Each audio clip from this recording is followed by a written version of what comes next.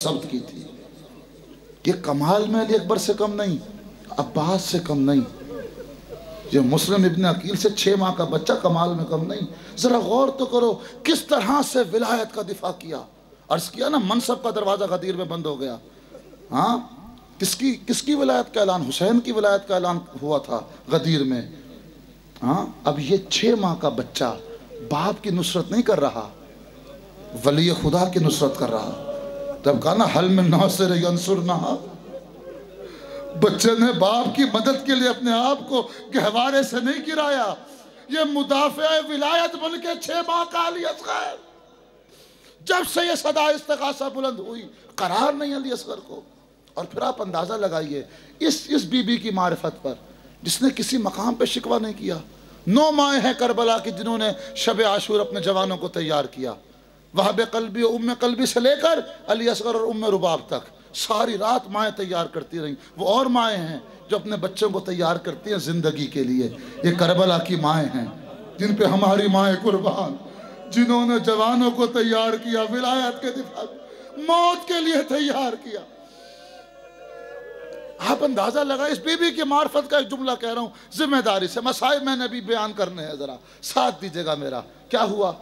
سید الصابرین امام تھا نا، مجھے آپ روایت میں نہیں دکھا سکتے کہ اس پورے 6 ماہ کے عرصے میں حسین ابن علی کو کوئی فیصلہ لینے میں ذرا سی پس و پیش تردد ہوا ہو۔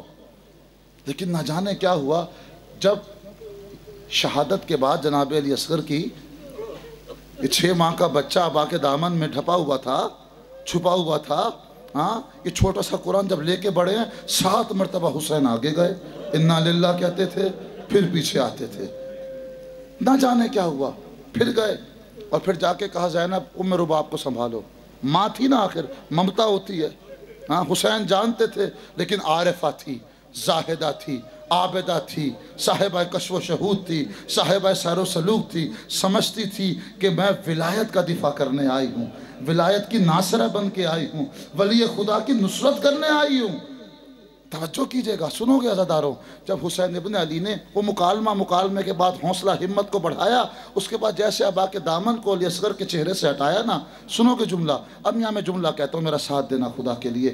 اگر یہ کہتی ہائے کیا ہوا تو مشیت الہی سے شکوہ ہوتا، خاموش رہتی ظالم کا ظلم آیا نہ ہوتا۔ عجیب جملہ کہا، سنو گے، جیسے دیکھا نا بچے کو کہتی تھی یا بنیا اب مثلوں کا ینہر، اے علی اصغر تو جیسوں کو نہر کیا جاتا ہے، نہر تو اونٹوں کو کیا جاتا،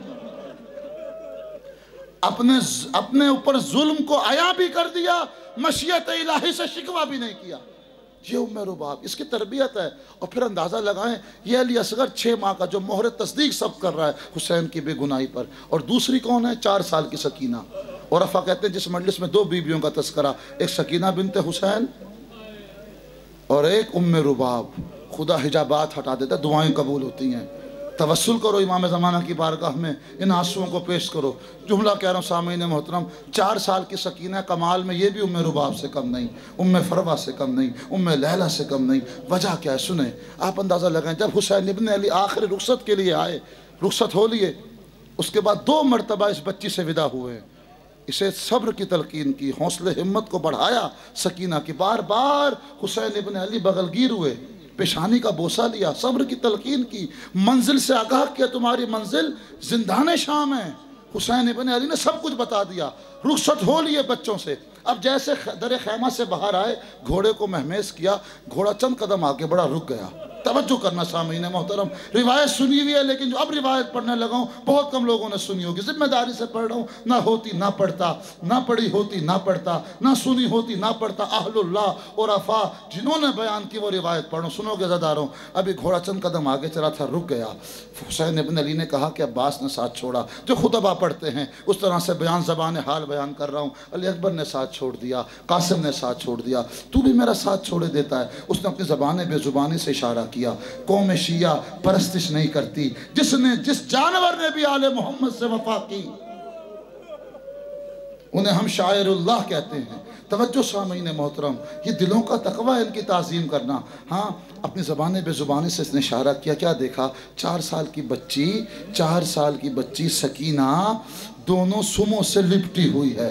جب حسین نے اس بچی کی جانب دیکھا نا، کہا بابا نیچے اتر آؤ۔ حسین نیچے اتر آئے۔ بابا بیٹھ جاؤ۔ حسین بیٹھ گئے۔ بابا اس طرح سے میرے سر پہ ہاتھ رکھو جس طرح سے یتیموں کے سر پہ ہاتھ رکھا جاتا ہے۔ ابھی یہ جملہ کہا تھا، حسین نے رونا شروع کیا، چیخ مار کے کہتے ہیں اے سکینہ تو کتنی غریب ہے کہ تجھے میری زندگی میں احساس یتیمی ہو گیا اور تیرا باپ زندہ۔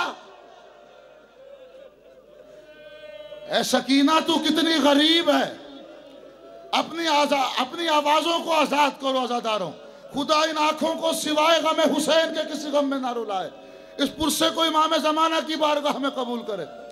کہ سکینہ تو کتنی غریب ہے، تجھے بابا کی زندگی میں احساس یتیمی ہو گیا۔ جیسے جیسے بچی ناز اٹھوانا چاہتی تھی، حسین نے ناز اٹھائے، بابا سر پہ ہاتھ رکھو، حسین نے ہاتھ رکھا۔ بابا خاک گرم کربلا پہ تھوڑی دیر کے لیے لیٹ جاؤ، حسین لیٹ گئے۔ بابا سینے پہ مجھے لٹا لو، حسین نے لٹا لیا۔ بابا پھر بیٹھو، حسین پھر بیٹھ گئے۔ بابا زانو پہ بٹھاؤ، اب میرے بالوں کو سہلاؤ۔ جیسے جیسے بچی کہہ رہی ہے، باپ ویسے ویسے کر رہا ہے۔ دست ادب جوڑ کے عرض کروں گا اے سکینہ، یہ کام تو خیمے کے اندر بھی تو کر سکتی تھی، تو نے کربلا کے بن کا انتخاب کیوں کیا؟ آواز آئے گی، او ذاکر امام حسین، او میرے بابا کے ذاکر، کیا تجھے پتا نہیں خیمے میں اور بھی بچے ہیں جن کے باپ موجود نہیں؟ اگر یہ ناز برداریاں خیمے کے اندر کی، ان کا احساس یتیمی جاگ جائے گا۔ کاش ہمارا باپ ہوتا، ہم پہ شفقت کا ہاتھ رکھتا۔ بس عزاداروں، قسمت لے آئی سکینہ کو زندان شام۔ میں ایک جملہ ذمہ داری سے پڑھ رہا ہوں، ایک راوی کا بیان ہے، نہ ہوتا میں نہ پڑھتا۔ وہ کہتا ہے میں نے کربلا شام غریباں سے لے کے دربار کوفہ، اور دربار کوفہ سے لے کے بازار شام، بازار شام سے لے کے زندان شام تک جب اس بچی کو دیکھا، اس کے کانوں سے لہو رستا رہتا تھا۔ میں دست ادب جوڑ کے عرض کروں گا، خولی ملعون نے شام غریباں جب گوشوارے چھین لیے تھے، زخم کو بھر جانا چاہیے تھا نا، لیکن معاملہ کیا ہے عزاداروں؟ زخم بھرا نہیں۔ جب یہ بچی شام غریباں کے بعد پانی طلب کرتی تھی، جواب میں تماچا آتا تھا۔ باپ کے سر کو مانگتی تھی، جواب میں تماچا آتا تھا۔ ایک کوزے کی جانب بڑھتی تھی، ملائیر پانی نہیں پلاتے تھے، پانی سامنے گرا کے بچی کو جواب میں تماچے لگاتے تھے۔ یہ وجہ تھی کہ کانوں سے خون رستا رہا۔ عزاداروں، زندان شام میں سکینہ کو قسمت لے آئی۔ مجھے کل ایک عزادار نے یہی پہ کہا تھا کہ زندان شام کا کچھ حال پڑھو، اس لیے آج پڑھ رہا ہوں۔ عزاداروں، خدا تمہاری آوازوں پہ اپنا رحم و کرم نازل کرے، تمہارے گھروں پہ اپنی رحمت و برکتوں کا نزول کرے۔ اس بی بی کے صدقے میں ان آنکھوں کو سوائے غم حسین کے کسی غم میں نہ رلائے۔ عزاداروں سنو گے، آدھی رات ہوئی، یہ ملعون جو حاکم شام تھا گھبرا کے اٹھا، کہا کہ میری نیند میں خلل پیدا ہو گیا، جا کے دیکھ کوئی زندان میں مر تو نہیں گیا۔ یہ ماتم کی آواز کیسے، یہ نوحے کی آواز کیسے، یہ گریے کی آواز کیسے، یہ آہو بکا کی آوازیں آ رہی ہیں؟ اس کا غلام تھا جس کا نام تھا طاہر، کہا جا کے خبر لے کوئی قیدی مر تو نہیں گیا۔ اب جو طاہر آیا، اس نے سید سجاد سے پوچھا کہ معاملہ کیا ہے، یہ ماتم کیوں ہو رہا ہے؟ کہا میری بہن 4 سال کی سکینہ جو بابا کے سینے پہ سوتی تھی، بڑے عرصے بعد آج اسے سونا نصیب ہوا۔ ابھی خواب میں اس نے اپنے بابا کو دیکھا، جیسے جاگ کے اٹھی ہے، کبھی زندان کے ایک گوشے سے ٹکراتی ہے، کبھی دوسرے گوشے سے ٹکراتی، وہ میرا بابا لینے آیا، وہ میرا بابا لینے آیا۔ جب یہ بچی مضطرب ہوتی ہے، ساری بیویاں اس کو دیکھ کے روتی ہیں، بچے اس کو دیکھ کے روتے ہیں۔ اگر تو اس رات کو میرے بابا کا سر دے دے، ہو سکتا ہے کہ گریے میں کمی واقع ہو جائے، تیرا حاکم سکون کی نیند سو جائے۔ سنو گے، یہ خبر لے کر، یہ طاہر لے کر یہ خبر آیا حاکم شام کے پاس۔ یہاں 2 روایتیں ہیں، ایک روایت پڑھ رہا ہوں، تحقیق محققین کا کام ہے۔ عزاداروں ممبر چھوڑنے لگا ہوں، سنو گے عزاداروں۔ راوی کہتا ہے کہ جیسے ہی طاہر نے یہ بات کی، اس یزید ملعون نے کیا کیا، آدھی رات کو تشت طلا میں ایک سر حوالے کیا جو دسترخوان سے چھپا ہوا تھا۔ طاہر جیسے لے کر اس تشت طلا کو سید سجاد کی خدمت میں آیا، امام نے اس تشت کو اٹھایا، زندان میں داخل ہوئے۔ عزاداروں، بچی دوڑتی ہوئی آئی، مصروف ہاتھ زخمی پاؤں پہ رکھ دیے۔ مصروف ہاتھ زخمی پاؤں پہ رکھے، بھیا سجاد مجھے بھوک نہیں لگی تھی اور میں نے کھانا نہیں مانگا تھا اور مجھے میرے بابا کا سر چاہیے تھا۔ بس جیسے دسترخوان کو ہٹایا، بابا کا کٹا ہوا سر سکینہ نے اپنی آغوش میں لیا، اپنے رخسار بابا کے رخسار پہ رکھے، اب نوحہ بلند کیا، یا ابتا منزل لذی قطع وریدیک، او بابا بتا تیری رگوں کو کس نے کاٹا، منزل لذی خزبک بدمائک، او میرا بابا یہ بتا تیرے لہو سے تیری داڑھی کو رنگین کس نے کیا، منزل لذی ایتمنی علی صغر سنی، او بابا یہ تو بتا اس سکینہ کو یتیم ملل عیون الباقیات، ان روتی آنکھوں سے آنسو کون پہنچے گا، ملل سیات الغریبات، ان بیوگان کا سہارا کون ہے، ملل شعور المنشرات، ان بالوں کو اب کون سہلائے گا۔